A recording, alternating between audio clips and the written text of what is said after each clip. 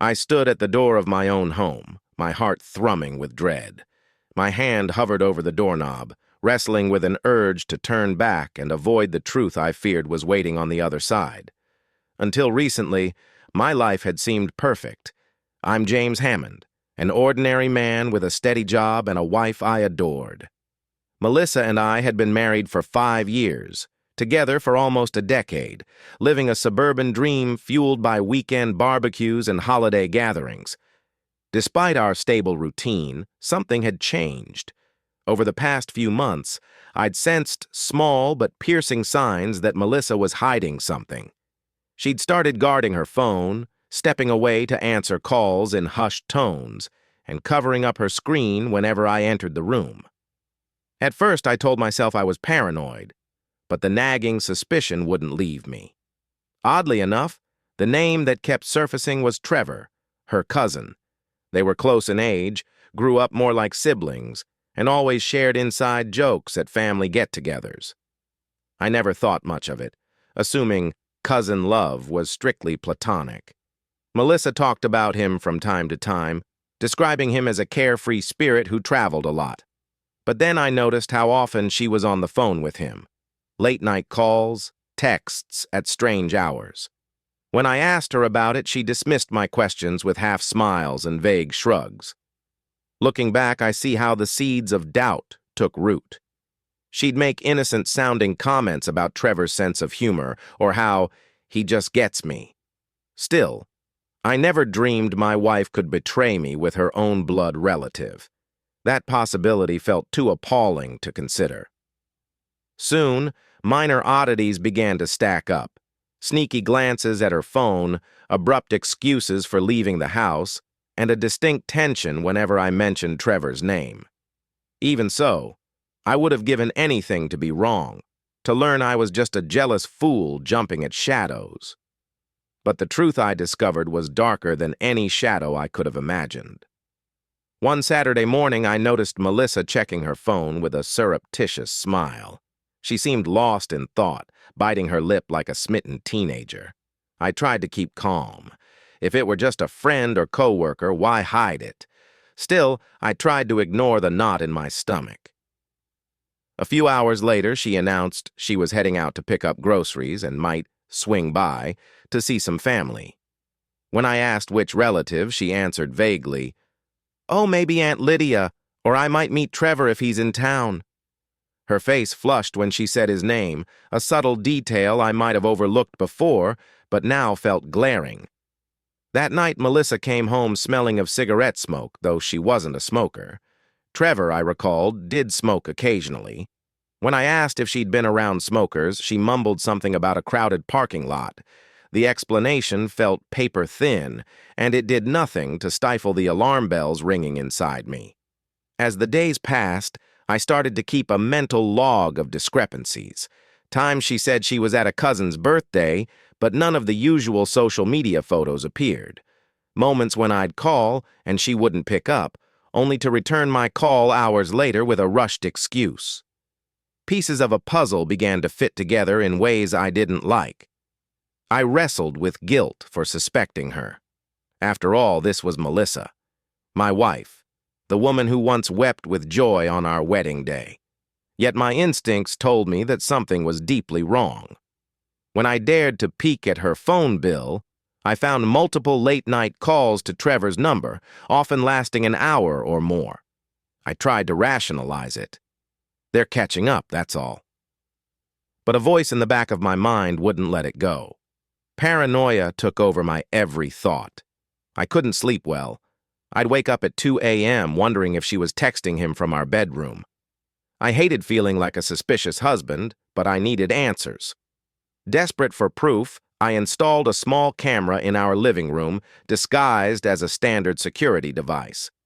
The thought of spying on my wife felt repugnant, but I saw no other way to confirm or deny my suspicions. My stomach twisted at the deceit, yet the alternative, continuing in ignorance, was worse.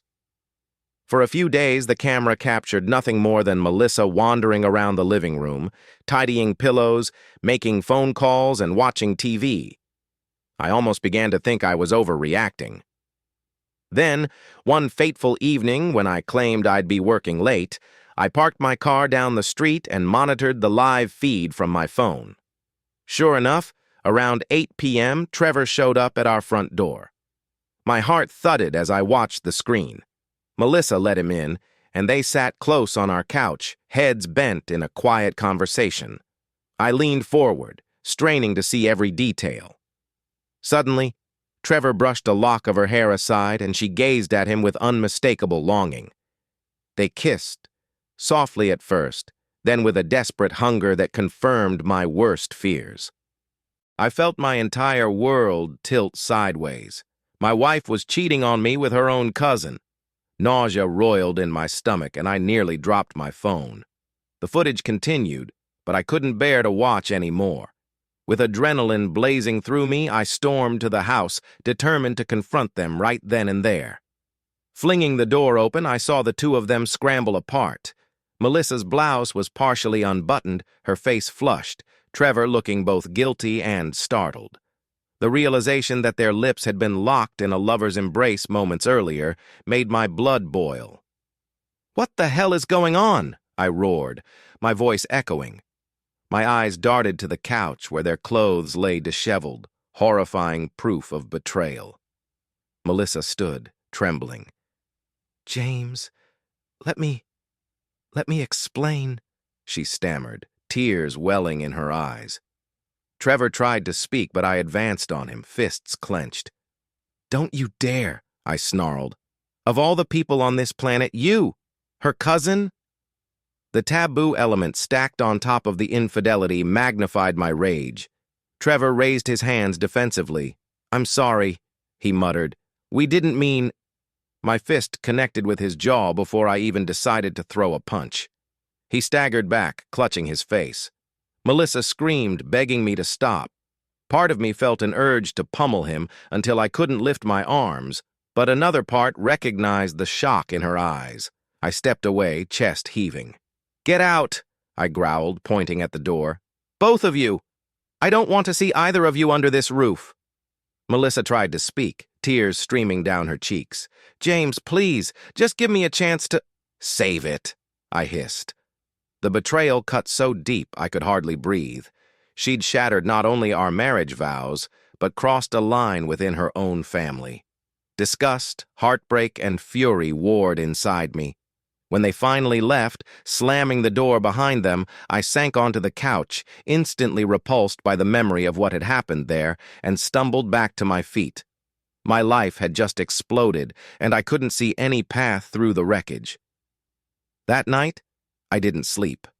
I paced the house, replaying the scene in my mind, the two of them on my couch, her soft murmurs, his hand in her hair. My emotions swung wildly between rage and despair. How could Melissa do this? And how could Trevor cross such an unspeakable line? Days blurred. My phone buzzed non-stop with messages from Melissa, from her family, from my own relatives, sensing that something catastrophic had happened. I answered no one. Eventually, I got an email from Melissa, begging me to let her explain. "It was never planned," she wrote. "It just happened. I hate myself for it." Hate herself? I thought bitterly. How did she think I felt? Our vows, our plans for the future, our entire history, trashed in one horrifying revelation. My mental health deteriorated quickly. I spent hours staring at the wall, feeling numb. At other times, I'd rage around the house, hurling items into boxes to rid the place of her presence. I also grappled with intense shame.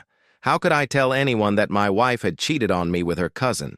It wasn't just betrayal, it was incest, something I never imagined having to discuss. Friends called offering help, but I declined. My pride wouldn't let me open up. In the midst of this turmoil, I realized I needed professional help before I spiraled further. I contacted a therapist, Dr. Webb, who agreed to see me on short notice. At our first session, I struggled to articulate the depth of my anger and heartbreak, but Dr. Webb's quiet empathy gave me permission to break down. It was the first time I let the tears flow freely since discovering the affair. About a week after the confrontation, Melissa arrived at my doorstep unannounced. I nearly slammed the door in her face, but a small part of me needed answers. She stood in the hallway, eyes puffy and red. "James, I know you want me gone, but please." "Can I talk?" she asked, voice quivering. I let her in, crossing my arms protectively. We stood in the living room, scene of the crime, so to speak, bathed in awkward tension. "I'm sorry," she began. "I know that doesn't even scratch the surface, but I need you to hear me out. Trevor and we grew up together and we always felt this strange closeness. It was confusing. When we were kids, we never acted on anything. But as adults, something shifted. It was an attraction we both fought." My stomach churned. "You fought it by sleeping with him behind my back?" She flinched. "I'm not excusing it. We tried to deny it for years, only seeing each other at family gatherings. Then a few months ago, he opened up about having feelings, and I was weak. I never wanted to hurt you." Her words stabbed at me, but I felt compelled to ask, "Why keep doing it? Why not stop after the first mistake?" Tears welled in her eyes. "Because it felt like something we couldn't resist. The secrecy made it more intense, and I kept telling myself I'd find a way to end it before you found out." I pressed a hand to my forehead, torn between fury and a devastating sadness. "Well, now I know. You've destroyed everything." She nodded, trembling. "I can't undo it. But I'm going to therapy. I'm trying to understand why I let myself cross this line. I love you, James. Part of me always will." I forced myself to speak calmly. "I can't look at you without remembering what you've done. I need you to leave." She sobbed and walked out, leaving me alone in a vortex of conflicting emotions, still craving the wife I loved yet revolted by her betrayal. Word spread among Melissa's relatives, igniting a scandal. From what I pieced together, her parents were horrified.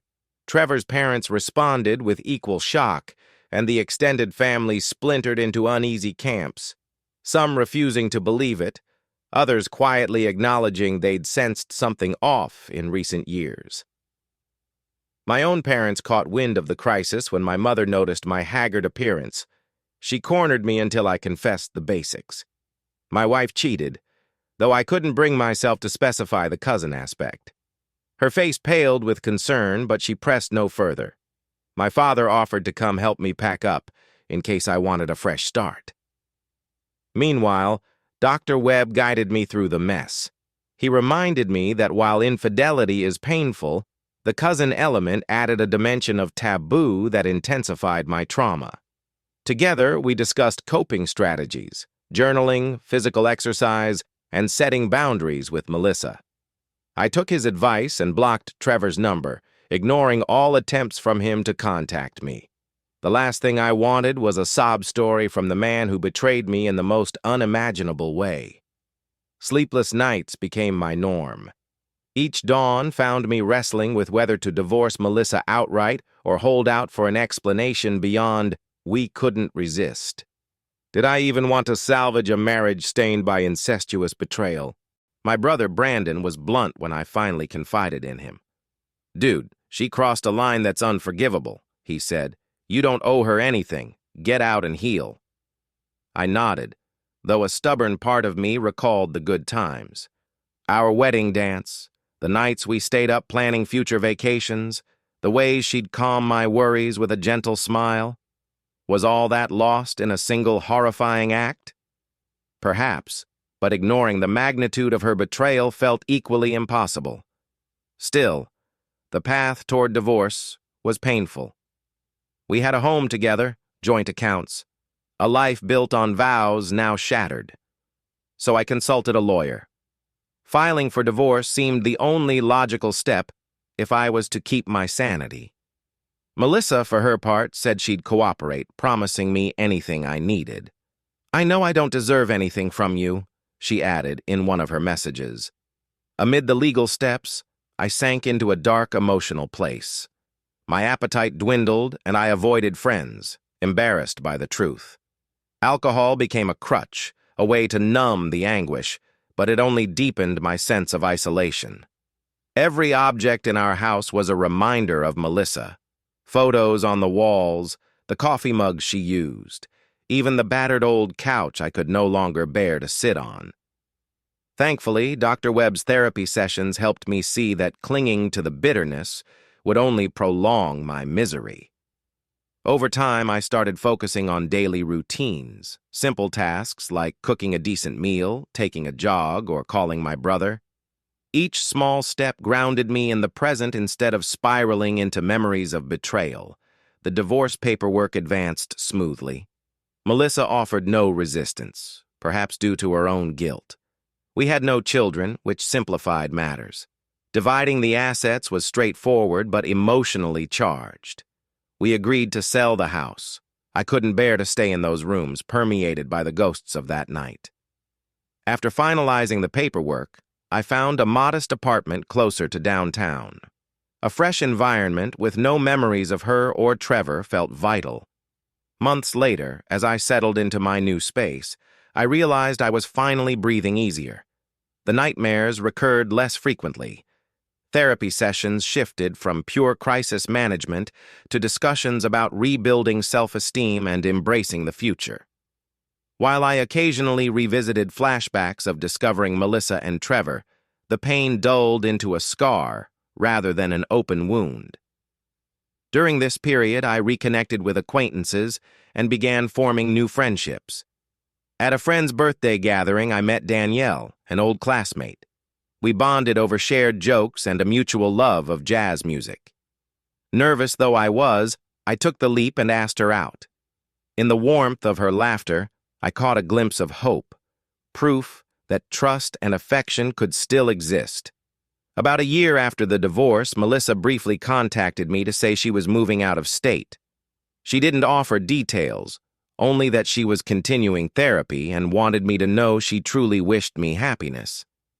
We parted with a subdued civility that, in its own way, felt like closure. One day, as I walked by the waterfront with Danielle, I caught myself smiling at the horizon, feeling genuinely calm. The betrayal that once defined my every thought had loosened its hold. In its place stood a stronger, more cautious version of me, someone who had learned to survive heartbreak, even in its most twisted form. Looking back, I can see that discovering my wife with her own cousin felt like a death blow to everything I believed about love and loyalty.